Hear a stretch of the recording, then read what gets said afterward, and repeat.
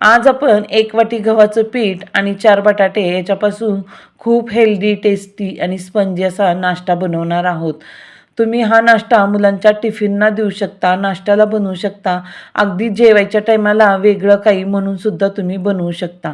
नमस्कार, मी सीमा. आपल्या यूट्यूब चॅनलवर तुमचे स्वागत आहे.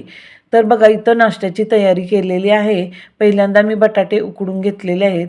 बटाटे उकडताना त्याच्यात थोडं मीठ टाकायचं म्हणजे बटाटे आळणी लागत नाहीत. आणि बटाटे उकडून झाले की लगेच गार पाण्यात घातले की त्याची सालंसुद्धा अगदी अलगद निघतात. तर इथं मी 4 बटाटे उकडून घेतलेले आहेत. 5 बटाटे उकडून घेतलेले आहेत. त्यातले आपल्याला 2 बटाटे अशा त्याच्या फोडी करायच्या आहेत बघा. छोट्या-छोट्या करायच्या, जास्त मोठ्या पण नाही आणि जास्त छोट्या पण नाही.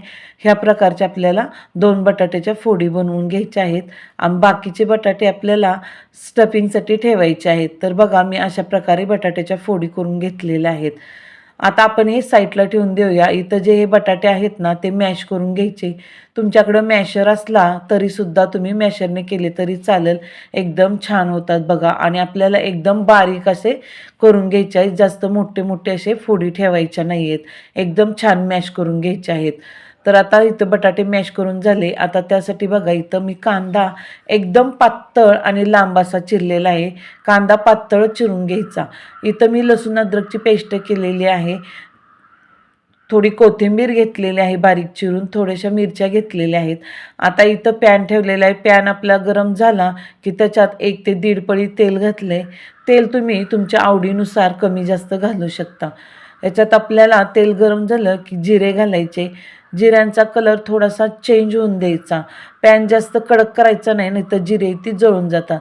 नंतर आपल्याला त्यात मिरच्या घालायच्या. तुम्ही म्हणसाल आधी मिरच्या घालायच्या होत्या, नंतर जिरे घालायचे होते. पण आपल्याला मिरच्यांचा जास्त तिखटपणा नको आहे म्हणून आपण मिरच्या नंतर घातल्यात.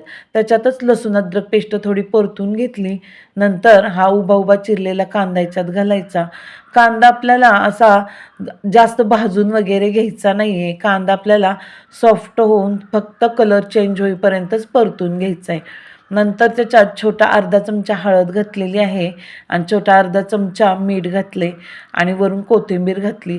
छान असं कोथिंबीर घातल्यानंतर परतून घ्यायचं. व्यवस्थित छान परतून घेतलं की चवसुद्धा खूप छान लागते बघा.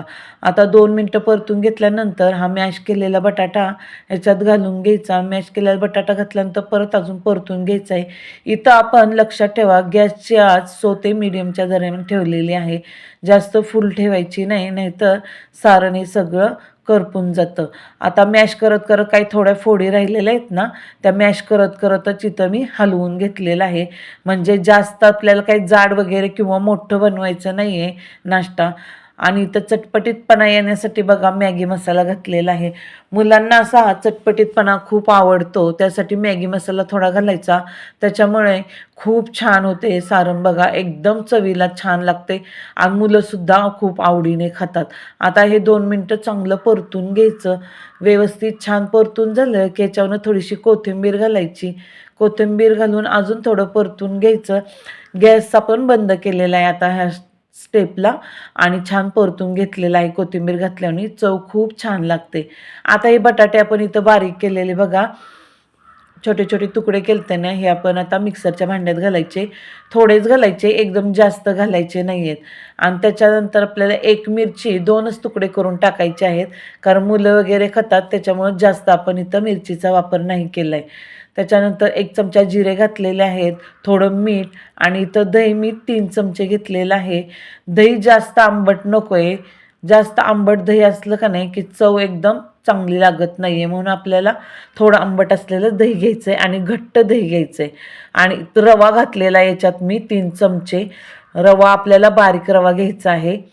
2 चमचे घातलं आहे आणि त्याच्यानंतर 1 वाटी गव्हाचं पीठ घातलं आहे. त्याच्यावर आपल्याला थोडंच पाणी टाकायचं आहे, जास्त पाणी टाकायचं नाही आहे. पाणी घातल्यानंतर हे मिक्सरला फिरवून घ्यायचं आहे बघा. मिक्सरला एकदम छान 2-3 वेळा फिरवून घ्यायचं. फिरवून घेतलं की असं भांड्यात काढून घ्यायचं आणि मिक्सरच्या भांड्यात थोडंसं पाणी घालून त्याच्यावर ओतायचं आहे आणि हे सगळं व्यवस्थित हलवून घ्यायचं बॅटर. चमच्याने काही व्यवस्थित हलवता येत नाही म्हणून मी इथं नंतर मिक्सर घेतलं आहे बघा. त्याने एकदम छान फिरवता येतं आणि सगळं एकत्र छान मिक्स पण होतं. आता हे सगळं व्यवस्थित चांगलं मिक्स करून घेतलं का नाही की आपल्याला त्याची कन्सिस्टन्सी एवढीच ठेवायची बघा. जास्त सैल नाही आणि जास्त घट्ट नाही. तुम्ही बोटाने असं करून बघायचं. बघा आपल्याला या प्रकारचं एवढं घट्ट ठेवायचं आहे. आता नंतर आपल्याला याला झाकून ठेवायचं आहे 2-3 मिनटं, कारण हे आपण याच्यात रवा घातलेला आहे ना, तर झाकून ठेवायच्या आधी थोडे तीळ घालायचे ह्याच्यात. रवा चांगला फुलून येतो थोडं बाजूला ठेवल्यानंतर, कारण रवा घातला आहे त्याच्यामुळे नंतर आपण ठेवल्याने थोडा दाटसरपणा येतो बघा. तर आता आपण हे 10 ते 15 मिनटं बाजूला ठेवलेलं होतं. आता सगळे हे बॅटर व्यवस्थित छान झालेलं आहे बघा. आता इथं मी पॅन ठेवलेला आहे.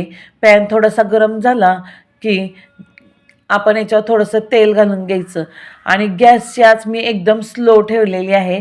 पॅन थोडासा तापला की गॅसची आच आपल्याला एकदम स्लो करून घ्यायची आहे. त्याच्यामुळे जळत नाही, करपत नाही, एकदम छान बनवता येतो आपल्याला नाश्ता वगैरे. तर आता हे सगळं व्यवस्थित छान पसरून घ्यायचं. पसरल्यानंतर आपल्याला अंदाज येतोच बघा. खालच्या साईडने असं थोडंसं गोल्डन खरपूस झालं की पलटी करून घ्यायचं आहे. पलटी करून घेतलं की त्याच्यात हे सारण घालायचं आहे. ते घालून सगळं व्यवस्थित असं दोन्ही साईडला पसरून घ्यायचं आणि हे पलटी करून घ्यायचं आहे बघा. पलटी केल्यानंतर वरच्या साईडने थोडंसं दाबायचं आहे आणि नंतर कडनी अशा कडा दाबून घ्यायच्या. एकदम लगेच चिकटलं जातं बघा. आणि हा नाश्ता खूप छान लागतो चवीला. दोन्ही साईडने व्यवस्थित छान खरपूस असं भाजून घ्यायचं. त्याच्यामुळे त्याची चव खूप छान लागते, कुरकुरीत एकदम सॉफ्ट आणि स्पंजी होता हा नाश्ता. तर बघा अशा प्रकारे आपल्याला गोल्डन होईपर्यंत दोन्ही साईडनी मस्तपैकी खरपूस भाजून घ्यायचं आहे. आता तुम्हाला मी अजून एक डेमो दाखवते बघा. थोडंच तेल घालायचं आहे. तेल काही जास्त नाही घालायचं आहे आणि असं आपल्याला चमच्याभर पळीभर हे बॅटर ओतायचं आणि अलगद असं पसरून घ्यायचं आहे. जास्त जाड नाही ठेवायचं आणि जास्त पातळ पण नाही ठेवायचं. जास्त जाड राहिलं तर आतून कच्चं राहतं, पीठ लागतं. तुम्हाला वाटतं सॉफ्ट झालं आहे पण आतमधून कच्चं असतं, सगळं पीठ लागतं. त्याच्यामुळे मीडियमच ठेवायचं आहे आपल्याला. दोन्ही साईडनी खरपूस असं भाजून घ्यायचं आहे बघा. एकदम मस्त भाजलं गेलं की मध्येही आपण भाजी बनवलेली घालून घ्यायची आहे आणि पलटून घ्यायचं आहे बघा.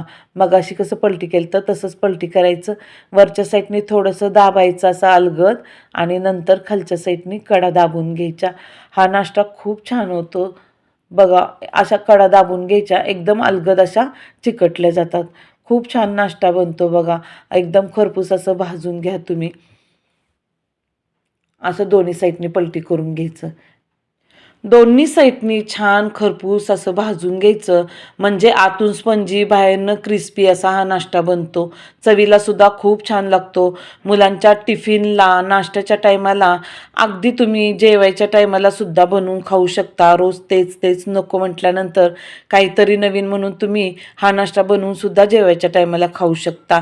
खूप छान आहे. तुम्ही सुद्धा बनवा आणि आवडीने खा. माझा हा नाश्ता आवडल्यास माझ्या चॅनलला लाईक आणि सबस्क्राईब करा.